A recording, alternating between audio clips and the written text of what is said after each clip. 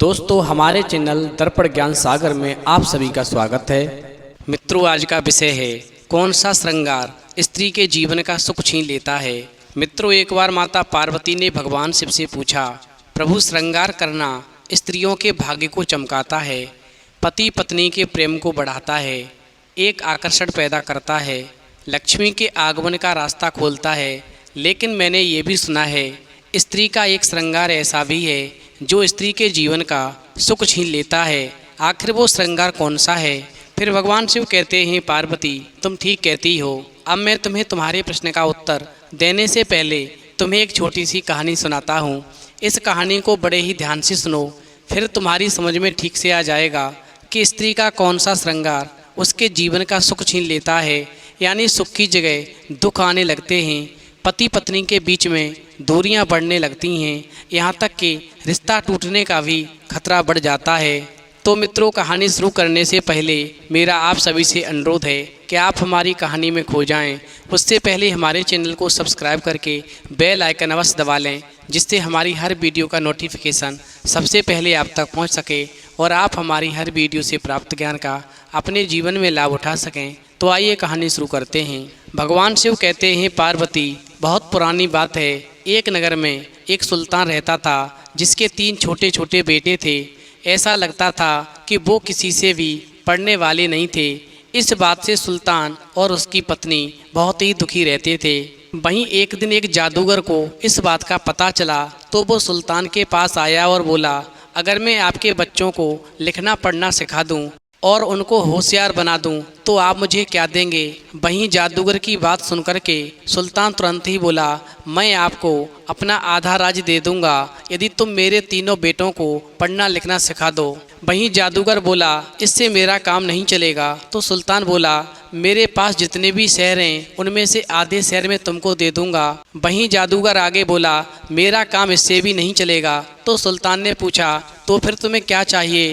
तो जादूगर बोला, जब मैं आपके 3 बेटों को पढ़ा लिखा कर लाऊं तो जिन 2 बेटों को आप चाहें आप अपने पास रख लें और तीसरे बेटे को मुझे मेरे साथ के लिए दे दें। मैं अपने साथ लेकर चला जाऊंगा, क्योंकि मुझे भी अपने साथ के लिए एक आदमी चाहिए। यदि तुम अपना एक बेटा मुझे देने के लिए तैयार हो तो मैं तुम्हारे 3 बेटों को शिक्षा देने के लिए तैयार हूँ, उन्हें सिखाने के लिए तैयार हूँ। मैं सिर्फ इतना जानता हूँ कि मेरे अलावा तुम्हारे बच्चे किसी से शिक्षा ग्रहण नहीं करेंगे, उन्हें कोई भी शिक्षा नहीं दे सकता। वहीं सुल्तान बोला, ठीक है, और जादूगर जो था सुल्तान के 3 बेटों को लेकर चला गया। और फिर जादूगर जो था बहुत ही कम दिनों में सुल्तान के 3 बेटों को पढ़ना लिखना सिखा करके सुल्तान के पास वापस लेकर आया और बोला, हे सुल्तान, ये लीजिए, आपके 3 बेटे पढ़ने लिखने में बराबर के होशियार हो गए।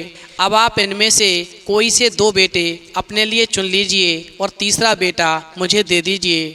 भगवान शिव कहते हैं, पार्वती, वहीं सुल्तान ने अपने वायदे के अनुसार अपने 2 बेटे चुन लिए और तीसरा बेटा जादूगर के लिए छोड़ दिया। वहीं जादूगर जो था सुल्तान के तीसरे बेटे को लेकर के अपने घर चला गया। चूँकि जादूगर का घर बहुत बड़ा था, इसलिए जादूगर ने घर आने के बाद में अपने घर की सारी चाबियां सुल्तान के लड़के को दे दी और उससे कह दिया कि वो उन चाबियों से जो भी कमरा चाहे खोल सकता है। यानी जादूगर ने सुल्तान के लड़के से ये भी कहा कि अब तुम्हारे पिता वो सुल्तान नहीं, तुम्हारा पिता मैं हूँ, यानी एक जादूगर है, और इसीलिए मैं अपने घर की सभी चाबियाँ तुम्हें सौंपता हूँ और 1 महीने के लिए बाहर जा रहा हूँ। भगवान शिव कहते हैं, पार्वती, इस प्रकार जादूगर के जाने के बाद में सुल्तान के लड़के ने घर को देखना शुरू किया। उसने एक कमरा खोला तो वो कमरा पूरा पिघले सोने से भरा हुआ था। फिर सुल्तान के लड़के ने उस पिघले सोने में अपनी उंगली डाली तो वो सोना जो था उसकी उंगली पर चिपक गया। उसने अपनी उंगली को खूब मला, खूब रगड़ा, खूब धोया, पर वो सोना छुटा नहीं, यानी उंगली से निकला नहीं। और फिर सुल्तान के लड़के ने अपनी उंगली के चारों तरफ लगा हुआ सोना छिपाने के लिए उंगली के ऊपर एक कपड़ा बांध लिया। उधर जब जादूगर वापस आया और उसने अपने बेटे यानी सुल्तान के लड़के की उंगली पर कपड़ा बंधा हुआ देखा तो उससे पूछा, बेटे, एक बात बताओ, तुम्हारी उंगली में क्या हुआ? तुमने अपनी उंगली पर कपड़ा क्यों बांध रखा है? वहीं जादूगर की बात को सुनकर के वो सुल्तान का लड़का जो था एकदम से डर गया और डर के मारे उसने उससे कह दिया कि उसकी उंगली कट गई थी, इसलिए उसने अपनी उंगली पर ये पट्टी बांध ली है। वहीं कुछ दिनों के बाद में जादूगर जो था फिर से बाहर गया और अपने घर की सारी चाबियां सुल्तान के लड़के को थमा दी। वहीं जादूगर के घर से जाने के बाद में सुल्तान के लड़के ने जादूगर का घर पुनः देखना शुरू किया और इस बार जो कमरा उसने खोला वो पूरा बकरों की हड्डियों से भरा हुआ था। दूसरा कमरा भेड़ों की हड्डियों से भरा हुआ था। तीसरा कमरा बैलों की हड्डियों से भरा हुआ था। चौथा कमरा गधों की हड्डियों से भरा हुआ था। पांचवा कमरा घोड़ों की हड्डियों से भरा हुआ था और छठा कमरा आदमियों की खोपड़ियों से भरा हुआ था। वहीं सातवें कमरे में एक जिंदा घोड़ा था और फिर वो घोड़ा एकदम से सुल्तान के लड़के को देखकर बोला, बेटे तुम कहाँ से आए हो? तो सुल्तान का लड़का बोला, ये मेरे पिता जादूगर का घर है। वहीं घोड़ा बोला, अच्छा क्या सच में? तुम्हारे पिता तो बहुत ही अच्छे हैं, पर क्या तुमको ये भी पता है कि तुम्हारे पिता को जो भी कुछ मिल जाए वो वही खा लेते हैं, फिर चाहे वो घोड़ा हो, बैल हो या गधा हो या बकरा हो या इंसान हो। यानी अब तक तुमने जितने भी कमरे देखे हैं उन सब में जानवरों की या इंसानों की हड्डियां भरी हुई हैं। अब तक केवल इस घर में केवल 2 ही लोग जिंदा रह गए हैं, मैं और तुम। पता नहीं ये जादूगर किस दिन मुझे और तुम्हें अपना शिकार बना ले। वहीं घोड़े की बात को सुनकर के सुल्तान का लड़का बोला, अच्छा एक बात बताओ तो फिर हमें क्या करना चाहिए? वहीं घोड़ा कहने लगा, बेटा तुम चिंता मत करो, पहले तुम मुझे खोलो, फिर मैं बताता हूँ तुम्हें क्या करना है। इस प्रकार घोड़े की बात को मान करके सुल्तान के लड़के ने वो घोड़ा खोल दिया। तो घोड़ा बोला, अब तुम वो कमरा खोलो जिसमें सोना भरा है, मैं उस सारे सोने को निगल जाऊंगा, फिर मैं बाहर सड़क पर थोड़ी दूर जाकर के पेड़ के नीचे तुम्हारा इंतजार करूंगा। यानी जब जादूगर आ जाएगा तो वो तुमसे कहेगा, चलो आग जलाने के लिए लकड़ी ले आएं, तो तुम उससे कहना कि तुम ये काम नहीं जानते। फिर वो अपने आप ही लकड़ी लाने के लिए चला जाएगा और जब वो लकड़ी लेकर वापस आएगा तो वह एक बहुत बड़ा बर्तन एक कांटे पर टांग देगा और तुमसे उसके नीचे आग जलाने के लिए कहेगा। फिर तुम उससे कहना कि तुमको आग जलानी नहीं आती, फिर वो जादूगर स्वयं ही अपने आप आग जलाने लगेगा। वहीं उसके बाद में जादूगर बहुत सारा मक्खन लेकर आएगा और उसको तुमसे उस बड़े बर्तन में डालने के लिए कहेगा। तो तुम कहना कि तुम्हारे अंदर इतनी ताकत नहीं है कि तुम उस भगोने को उठा करके उस बर्तन में डाल सको, और फिर वो जादूगर खुद ही उस मक्खन को उस बर्तन में डाल देगा। वहीं जब वो मक्खन गर्म हो रहा होगा तो जादूगर एक झूला ला करके वहाँ पर रखेगा और तुमसे कहेगा, आओ मैं तुमको झूला झुलाऊं। तो तुम उससे कहना, पहले तुम झूला झूलिए, मैं देखता हूँ कि तुम कैसे झूला झूलते हो, उसके बाद में मैं झूलूंगा। और फिर तुम्हारे इतना कहते ही वो जादूगर जो है स्वयं झूला झूलकर दिखाएगा। उसी समय तुम उसको उस बड़े बर्तन में धक्का दे देना जिसमें मक्खन गर्म हो रहा होगा और जितनी जल्दी हो सके दौड़ करके मेरे पास आ जाना। भगवान शिव कहते हैं पार्वती। इस प्रकार वो घोड़ा जो था जादूगर के कमरे का सारा सोना निगल करके और उस सुल्तान के लड़के को समझा कर वहाँ से चला गया। वहीं उस दिन जादूगर ने अपने कुछ मित्रों को शाम को खाने पर बुलाया था। सो उस दिन कुछ जल्दी ही घर वापस आ गया और आकर उसने सुल्तान के लड़के से कहा, चलो आग जलाने के लिए लकड़ी लेकर के आएं। तो सुल्तान के लड़के ने घोड़े के सिखाए अनुसार उसको जवाब दिया कि उसको ये काम करना नहीं आता। सो जादूगर जो था अपने आप ही लकड़ी लाने के लिए चला गया। वहीं लकड़ी लेकर आया तो जादूगर ने एक बड़ा सा बर्तन एक कांटे पर टांग दिया और सुल्तान के लड़के से उस बर्तन के नीचे आग जलाने के लिए कहा। वहीं सुल्तान का लड़का बोला कि उसको आग जलानी नहीं आती और फिर ऐसा सुनकर के जादूगर ने खुद ही लकड़ियाँ उस बर्तन के नीचे रखीं और फिर खुद ही आग जलाई। इस प्रकार जादूगर जो था काफ़ी सारा मक्खन लेकर आया और सुल्तान के लड़के से कहा कि वो उस मक्खन को उस बर्तन में डाल दे। वहीं सुल्तान का लड़का बोला कि वो उतना सारा मक्खन उठा नहीं सकता है और फिर जादूगर ने सुल्तान के लड़के की बात को सुनकर के स्वयं ही मक्खन उठाकर उस बर्तन में डाल दिया। वहीं जादूगर बोला, क्या तुमने हमारे गांव का एक खेल देखा है? शायद नहीं। वहीं जादूगर आगे कहता है, आज तक खेल नहीं देखा तो कोई बात नहीं, आज मैं तुम्हें खेल दिखाता हूँ जब तक ये मक्खन गर्म होता है। वहीं जादूगर ने एक झूला लगाया और सुल्तान के लड़के से कहा, आओ यहाँ आओ, मैं तुमको ये खेल सिखाऊं। वहीं सुल्तान का लड़का जादूगर से कहने लगा, हे जादूगर, पहले आप इस खेल को खेलिए।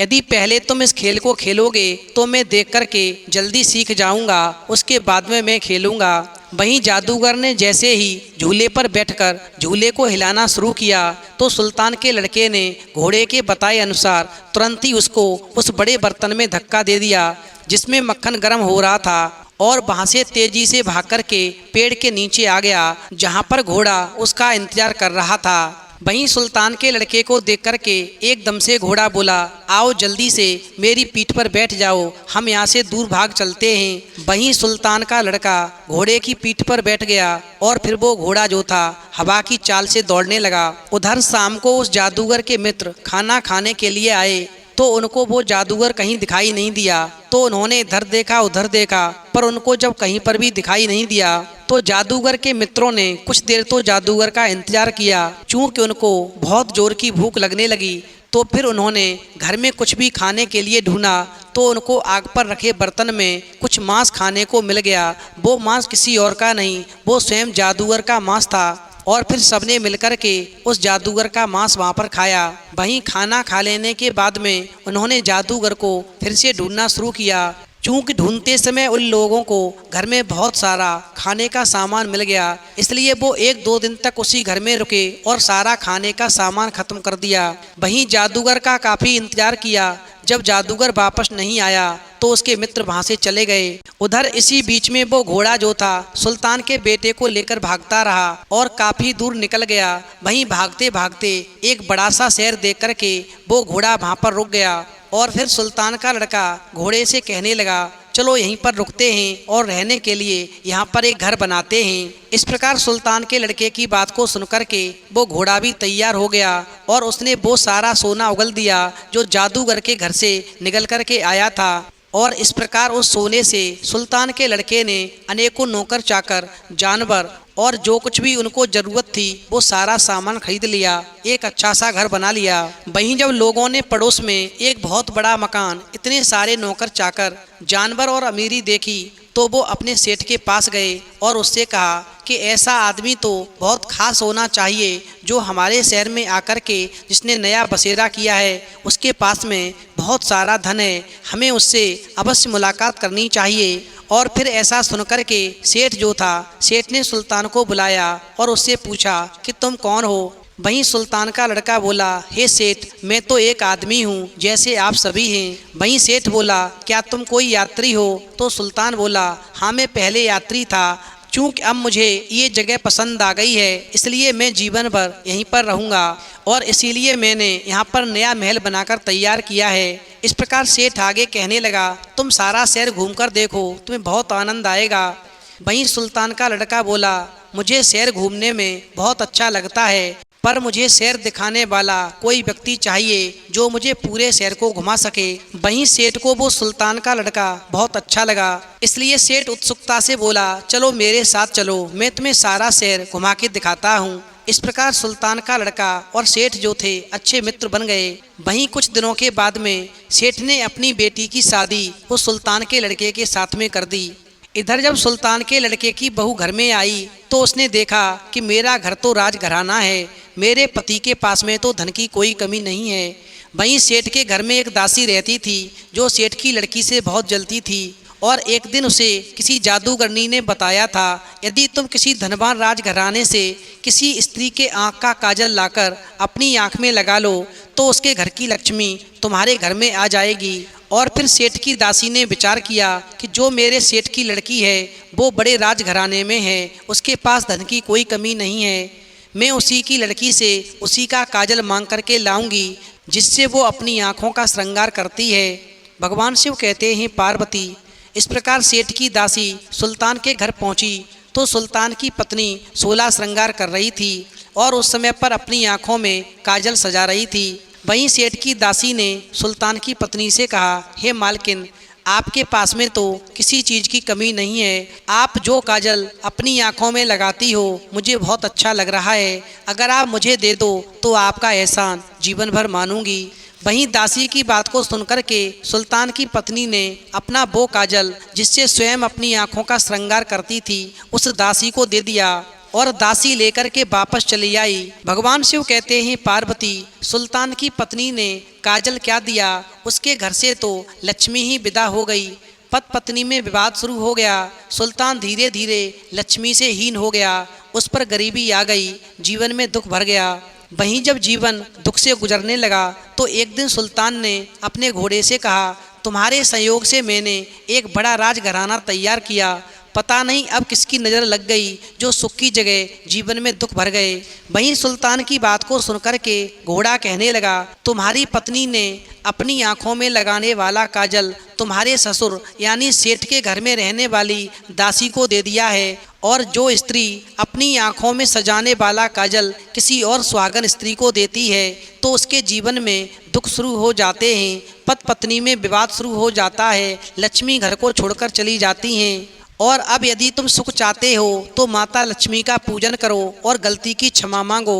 भगवान शिव कहते हैं पार्वती इस प्रकार सुल्तान की पत्नी ने यानी सेठ की बेटी ने लक्ष्मी जी का व्रत रहना शुरू किया और माफ़ी मांगी। वहीं पूजन से माता लक्ष्मी खुश हुई और उन्होंने सुल्तान को पुनः धनवान बना दिया और सपने में कहा कभी भी किसी भी स्त्री को अपनी आंखों में लगाने वाला काजल किसी को नहीं देना चाहिए। और फिर समय धीरे धीरे सुखपूर्वक व्यतीत होने लगा। वहीं समय आने पर सुल्तान को एक सुंदर सा बेटा हुआ और इस प्रकार वो सभी बहुत दिनों तक सुखपूर्वक जीवन जीते रहे और सुल्तान भी सेठ की लड़की यानी अपनी पत्नी को अपनी जान से भी ज़्यादा प्यार करता रहा। वहीं अंत में कहानी सुनने के बाद में माता पार्वती कहती हैं वास्तव में प्रभु कभी भी किसी सुहागन स्त्री को अपनी आंखों में सजाने वाला काजल किसी भी सुहागन स्त्री को नहीं देना चाहिए, इससे लक्ष्मी नाराज हो जाती हैं और जीवन में दुख भर जाते हैं, पति पत्नी में झगड़े शुरू हो जाते हैं, जीवन पूरी तरह से बर्बाद हो जाता है।